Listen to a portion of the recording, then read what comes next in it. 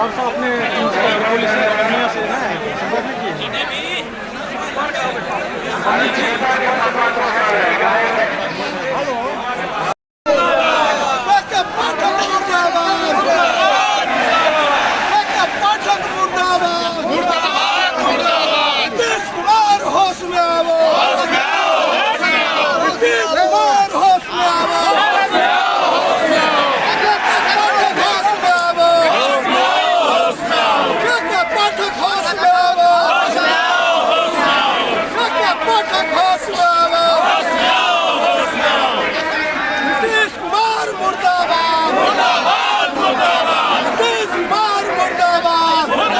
सड़क पे है, पढ़ाने के बजाय यहाँ पे सड़क पे क्या कर रहे हैं? मजबूरी बस सड़कों पर उतारा गया। शिक्षक बहुत मेहनत से, बहुत हिम्मत के साथ, पूरे लगन और जोश के साथ विद्यालयों में नौनिहालों के भविष्य को संवारने में लगे हुए थे। लेकिन अचानक इस तरह का फरमान जारी किया जाना कि जो शिक्षक परीक्षा में पास नहीं करेंगे, जो ऑलरेडी परीक्षा पास है शिक्षक, फिर से उनको परीक्षा लेना या कहाँ का उचित है? कोई न्याय, कोई नियम, कोई नीति नहीं। पहले से जो नियमावली था सबको दरकिनार कर दिया गया, फिर से एक नया नियमावली थोप दिया गया। तो बार बार हम लोग कितना पिसते रहेंगे, कितना क्रस होते रहेंगे, बार बार प्रताड़ना, बार बार सारा प्रयोग नियोजित शिक्षकों पर ही। शिक्षकों को आप शिक्षक क्यों नहीं मान रहे हैं? हमारी मांग बस सिर्फ यही है कि जो 20 साल से, 15 साल से, 10 साल से, 8 साल से पढ़ा रहा है उनको शिक्षक माना जाए, सरकारी शिक्षक का दर्जा बिना शर्त दिया जाए। क्योंकि ऑलरेडी हम लोग परीक्षा पास हैं, इसलिए अब हम लोग पूर्णतः शिक्षक हैं और यही हमारी मांग है कि बिना शर्त राज्यकर्मी का दर्जा दिया जाए। सरकार लगातार शिक्षकों को अपमानित करने का काम कर रहा है, क्या करना चाहिए? इसे बिल्कुल पठन पर प्रभाव पड़ रहा है। चूँकि विद्यालय की इतनी अच्छी व्यवस्था हो गई थी, बच्चों की उपस्थिति बढ़ी, शिक्षकों भी नित्य दिन पर डे समय से उपस्थित हो रहे थे, लेकिन सरकार गलत फरमान ला करके शिक्षकों का भड़काने का काम कर रही है और नहीं चाहती है कि बिहार के गरीब के बच्चा अच्छा शिक्षण प्राप्त करे। और सरकार से हमारा मांग है कि बिना शर्त राज्यकर्मी का दर्जा दीजिए और बिहार में एक अच्छा माहौल कायम कीजिए। शिक्षक का काम पढ़ाने का है और शिक्षक आंदोलन कर रहा है, तो क्यों कर रहा है? इस मोगैम्बो से पूछिए, काला चश्मा वाला से। नहीं, आप सड़क पे आपका क्या मांग है, आप ही बताइएगा ना। सड़क पर कोई शौक से आया है, ऐसा तो नहीं है कि बापू धाम है जहाँ पर लोग दर्शन करने के लिए तीर्थ स्थल है, या तो अयोध्या की राम जन्मभूमि और कृष्ण की जन्मभूमि मथुरा तो है नहीं। यहाँ कोई भी आता है तो कोई पीड़ित व्यक्ति ही आता है।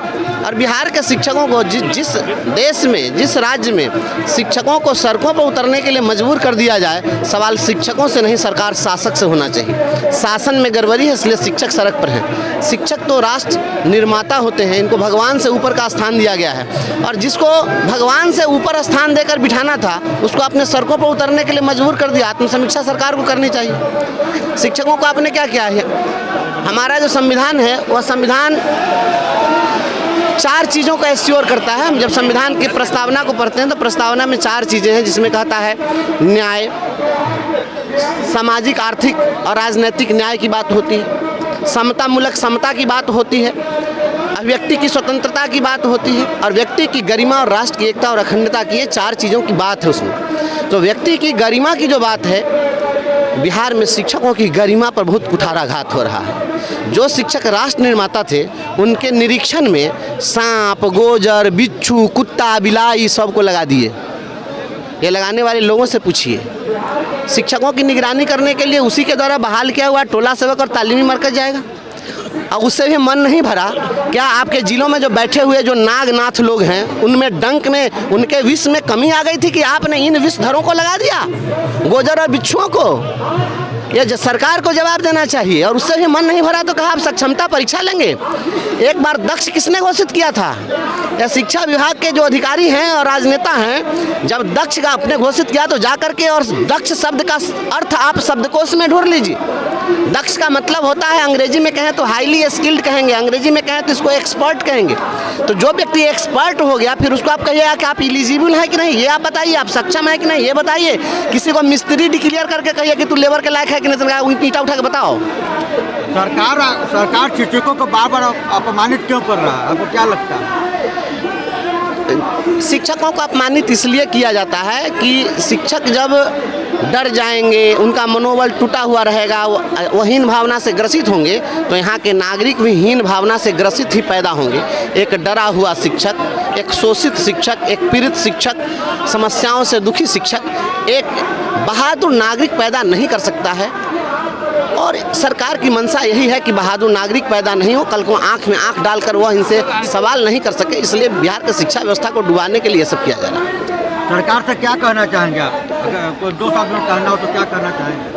सरकार से तो बस केवल इतना ही कहना है कि हम जो हैं वही मान लेना है, हम दूसरा कहाँ कह रहे हैं। शिक्षक हैं और शिक्षक मानने के लिए ही तो कह रहे हैं। हम तो यही कह रहे हैं ना कि हमें आप शिक्षक मान लीजिए। हम अभी तक शिक्षक मानने की लड़ाई लड़ रहे हैं। आप बिना शर्त सभी को राज्यकर्मी का दर्जा दीजिए, पुरानी जो सेवा शर्तें हैं उन सेवा शर्तों के अधीन हमारी सेवा सामंजित कर दीजिए, बस यही मांग। अगर सरकार आप लोगों की बातों को नहीं मानता तो अगला कदम क्या होगा? तो सरकार किसी की बपौती है क्या? हड़ताल 16 को सरकार बपौती तो किसी की है नहीं। ये राजतंत्र थोड़ा ही है कि इसमें राजा का बेटा राजा बनेगा।